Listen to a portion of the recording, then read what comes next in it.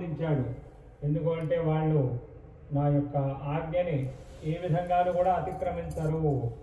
వాళ్ళు ఈ విధంగా మధువనంలో స్వేచ్ఛగా సంచరిస్తున్నారు అంటే అర్థం ఏమిటి అంటే వాళ్ళు అమ్మవారిని దర్శించి ఆనందంతో వస్తున్నారనేటువంటి విషయం దీని ద్వారా నిరూపితమవుతోంది అని సుగ్రీవుడు సంతోషించినటువంటి వాడే ఆ దధిముఖునితో చాలా సంతోషం, దాని గురించి నేను ఆనందిస్తున్నాను, మీరు వెంటనే వెళ్ళి ఆ మధువనంలో ఉన్నటువంటి అంగదాది హనుమదాది మహావీరులందరినీ కూడాను వెంటనే కిష్కింధకు నేను రమ్మన్నాను చెప్పండి అని సుగ్రీవుడు దశముఖుడితో చెప్తాడు.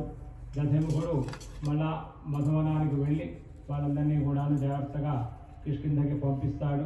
కిష్కింధకి వచ్చిన తర్వాత ఈ వానర వీరులందరూ కూడా ఆంజనేయ స్వామిని ముందు పురతః పెట్టుకొని రామచంద్ర ప్రభువుకి చక్కగా సాష్టాంగ నమస్కారం చేసి ఆ సీతామ్మవారిని చూశామనేటటువంటి వార్తంతా కూడాను రామచంద్ర ప్రభువుకి నివేదిస్తారు.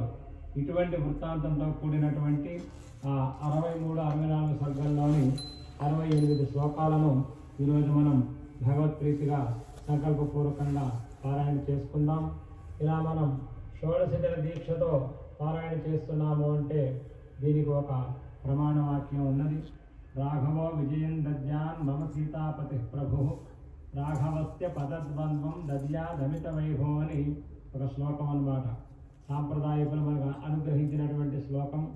దాంట్లో మొదటి పాదంలో 16 అక్షరాలు, రెండవ పాదంలో 16 అక్షరాలు ఉన్నాయి.